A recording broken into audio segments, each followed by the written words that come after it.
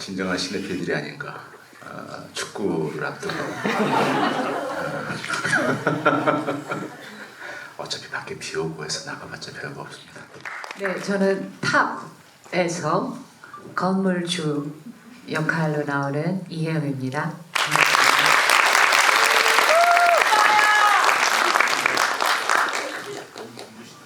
그냥 단도직입적으로 여쭤보겠습니다. 홍상수 감독은 어떤 연출자입니까? 여전히 저한테는 신비롭고 여전히 궁금한 기대되는 그런 감독입니다. 그렇게 대답하실 줄 알았습니다. 어떤 영화라고 소개를 했나요? 저요? 기억에 남는 거는 혜요 씨가 아마 리드를 하게 될 거다 정도만 알고 있었어요. 근데 저는 좋아하는데 혜요 씨가 또 누님이시군요 이랬어요. 아니, 그런 적 없고요. 그냥 자연스러운 그런 게 나왔던 것 같아. 그러니까 감독님 작품은 늘 마치 소설 딱 한 구절을 춤춰봐 꼭 이러는 것 같아. 아무 그런 디렉션을 안 하지만 이런 동작 같은 거는 내가 지난번에도 우리 얘기할 때 왜 그 병수가 난간 막 흔드는 장면이 있었잖아요. 그 난간 흔들 때도 감독님이 흔들라 그랬다고. 난간 한번 흔들어봐. 그랬어. 나는 근데 속으로 왜? 난간을 왜? 혜요는 그럼 어떻게 연기를 할까? 흔들래. 이거 튼튼한가? 하고 흔들 건지 아니면 좀 기분이 좋아서 흔들 건지 혜요가 어떻게 연기할지는 나도 모르겠어. 감독님도 그냥 흔들어. 그러니까 흔들면 어떤? 뭐 그런 거겠죠. 그러니까 이제 잠깐 생각하더니 그렇게 이제 연기를 한 거죠. 말하자면 전부 그런 식이에요. 감독님의 연출이 저는 너무 재미있고 너무 편하고 그냥 연극하는 것 같아요. 연극. 근데 그거를 감독이 컷 하거나 갑자기 여기서는 카메라 앵글을 줌 하거나 이러면 그건 연극이 아니잖아. 그러면 그런 재미가 있어요. 이혜영 배우께 좀 질문을 드리겠습니다. 영화 탑에서 또 다른 주인공은 건물일 겁니다. 이 건물을 언제 처음 보게 되셨는지요? 그 집주인 김 선생을 연기하면서 이 건물을 느껴보는 건 굉장히 중요한 과정이었을 것 같습니다. 이 건물을 처음 보았을 때 어떤 느낌을 받으셨습니까? 물론 촬영 첫날 봤죠. 저도 촬영 첫날 봤고 영화도 사실 여기구나. 부산 영화제에서 영화도 처음 봤고 그게 흑백 영화인지도 그날 처음 알았고 오라는 장소에 그냥 갔는데 그 건물이 있었고 그 건물의 주인이고 주인이란 걸 그때 알았죠. 그렇죠. 아침에 그렇죠. 대본을 받고서야 네. 내가 여기 건물주구나. 그런데 어디 이렇게 예쁜 건물도 찾으셨다 그런 생각을 했고요. 그랬는데요. 그러니까 하여튼 그래도 처음 도착했었을 때 건물을 첫날 건물을 처음 보신 거잖아요. 어떤 인상을 받으셨어요? 작고 아담했고 그녀의 성격이 그렇겠지라는 생각을 했어요. 자기처럼 만들었겠구나. 네. 그냥 왜냐하면 이 건물의 건물 주인이기 때문에 이 건물이 마음에 들어서 이 주인은 샀을 것이고 이 건물 자체가 어떤 점에서는 이 주인의 심성? 그녀의 인테리어 그러니까 반영한 거였었을 텐데 그래서 그 건물을 느껴보는 건 되게 중요하셨을 것 같아서 이 질문을 드렸었던 거였습니다. 느껴볼게요. 지금까지는 느낄 시간이 없었던 것 같아요. 근데 글쎄요, 이건 뭐 전혀 생각도 좀 못했어요. 그런 얘기가 될지 어디 생각도 장일에도 못했어요. 물어볼 줄 알았죠. 네, 그랬죠. 그래서 제가 저희 영화사 간다고 나갔으면 어디 가서 누구라도 만나지 않겠나 했는데 아휴 그냥 영화 만들면서 여자를 막 만나기 시작했어요.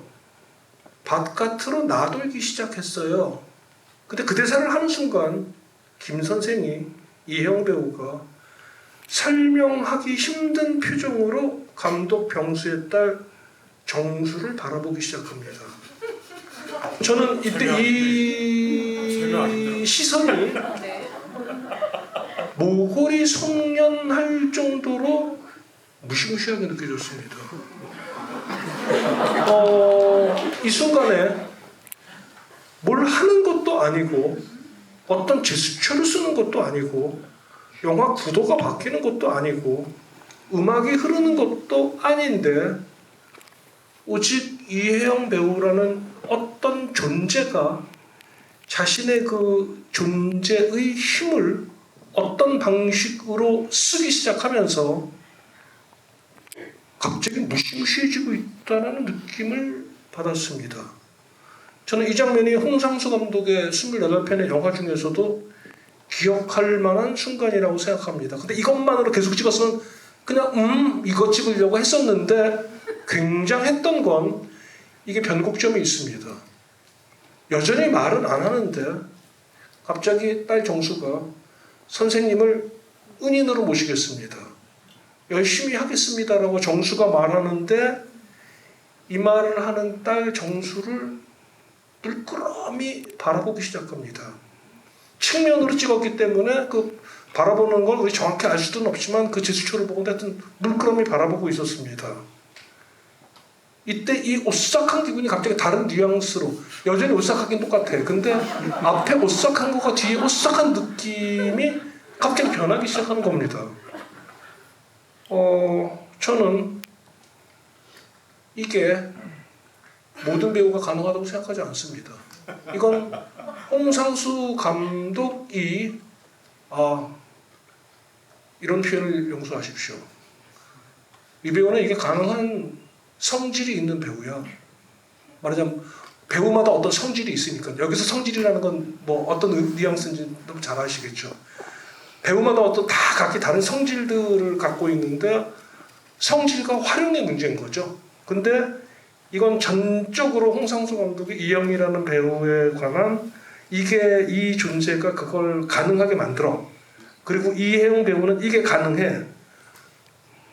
이기 때문에 홍상수 감독이 이 대사를 썼다고 생각하는 쪽입니다. 만약에 이 배우가 이걸 감당하지 못하면 홍상수 그 대사 쓰지 않습니다. 왜? NG가 나기 뻔하니까.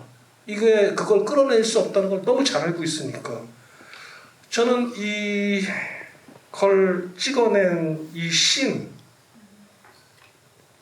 이 영화에 두 개의 굉장히 긴 롱테이크가 나오는데 이게 두 번째로 긴 롱테이크인데 이 영화에서 저 쉽게 할 수 있어요.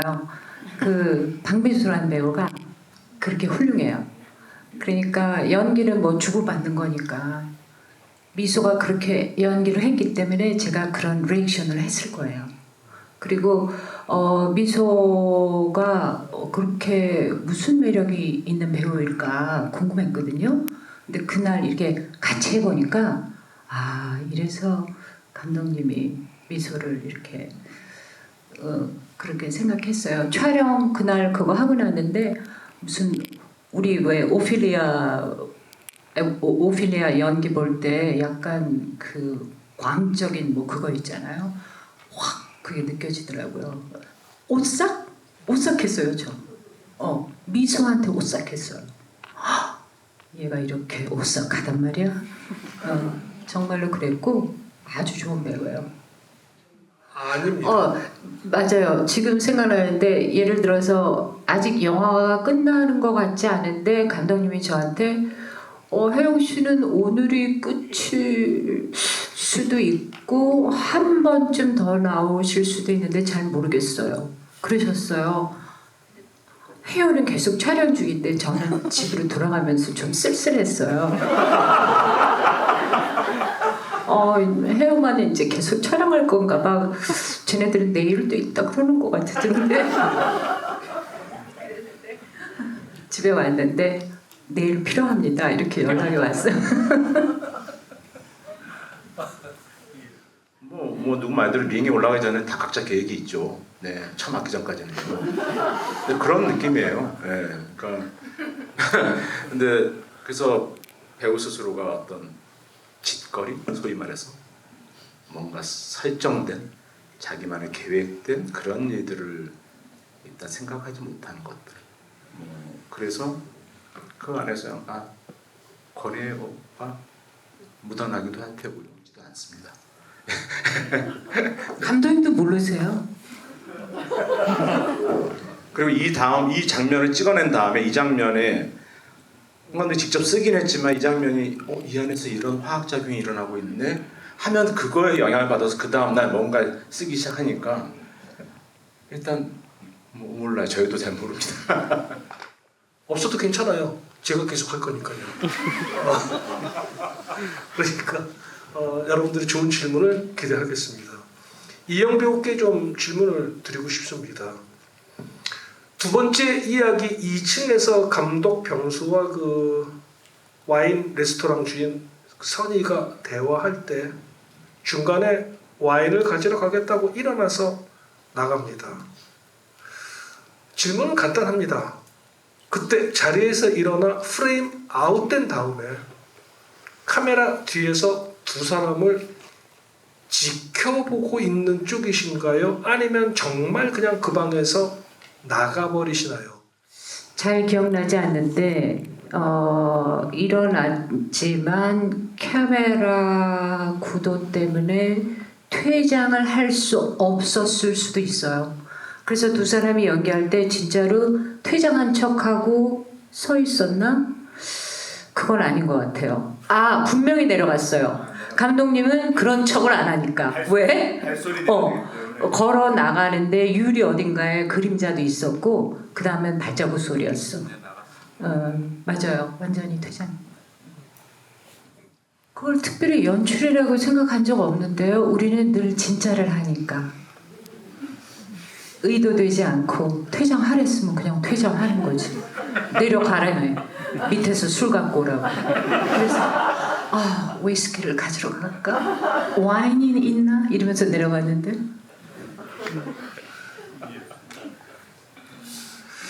그 나가실 때쯤에 좀 적당히 또 와인도 좀 올라올 때 아니었습니까? 그렇죠. 그렇습니다. 그런 디테일은 안 주세요. 둘이서만 부딪히고 혼자는 그런다 이런 디테일 안 주세요. 그래 뭐 하여튼 저희는 촬영할 때 것이 기억을 잘 못합니다. 정말 왜냐면 그 순간 정말 그 열심히 듣고 상대방 거 듣고 거기에 대해서 내가 어떻게 반응했는지가 그냥 계획된 일들이 아니어서 별로 기억이 없습니다만 아무튼 그냥 거기까지 팔을 뻗치기가 좀 귀찮았나 보죠.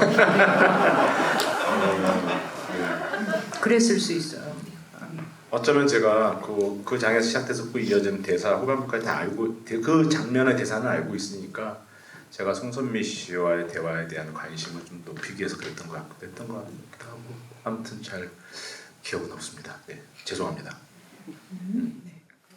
이혜영 배우님 오늘 핫핑크 키릴이 인상적이신데요. 핫핑크 키릴 한번 보여주세요 좀.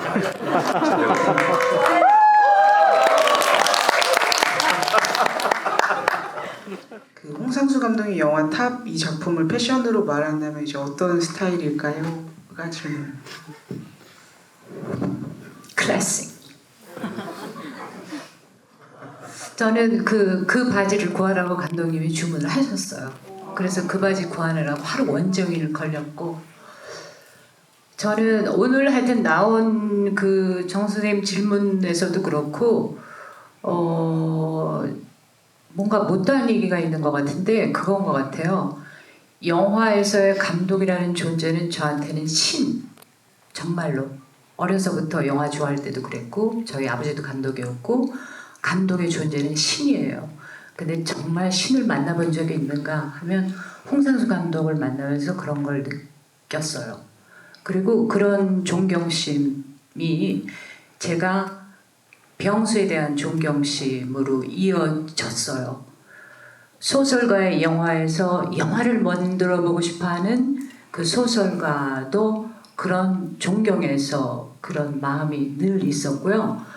그리고 아까도 박미소하고 연기할 때 미소가 대사를 하는데 왜 오싹했지 하셨던 것도 아버지로서밖에 보지 못하는 병수의 감독으로서의 그 존재를 왜 저 딸은 알지 못할까 하는 마음을 갖고 미소를 받은 것 같아요. 그런 게 제 마음속에 이렇게 깔려 있는 것 같아요. 이 얘기를 왜 했지? 그냥 꼭 할 얘기였던 것 같아요. 길, 패션, 클래식. 네, 고생하셨습니다. 수고하셨습니다. 그래서 아마 미니 씨가 전화를 받을 거예요. 그때 진짜로 그 시간에 맞춰서 서영아 배우가 전화를 했어요. 그러니까 서영아 배우는 미리 촬영이 끝나서 돌아갈 수 있었는데 그 씬에 전화 걸려오는 거를 그 시간에 맞춰서 하기 위해서 기다렸었어요. 말하자면 홍 감독님이 그렇게 하시는 거죠. 몇 가지 더 디테일이 있기는 합니다만 원래는 10시 반에 끝내달라고 그런 부탁을 지금 저희가 훨씬 넘기고 있는데 그래도 한 3개만 좀 더 하겠습니다. 정말 웃긴데 문제는 대사는 웃긴데 이 말을 하는 감독 병수가 너무 치근한 겁니다. 너무 치근한 겁니다. 맞은편에 앉아있는 그 부동산 업자도 이 말을 믿지 않고 있어요. 말하는 감독 병수. 그러니까 이제 본 얘기를 해야 되잖아. 감독님 답 잘 봤습니다. 감독님 저 제주도 갈래요.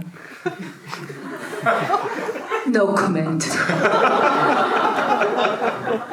감독님은 제가 무슨 이렇게 성결 구절 같은 거 이렇게 보내도 이렇게 무슨 그런 마크 같은 거라도 답을 꼭 하시는 분인데 감독님 저 제주도 갈래요 이렇게 했거든요. 답 없어요. 저기 병수하고 홍명수 감독은 다른 인물입니다. 난 믿어.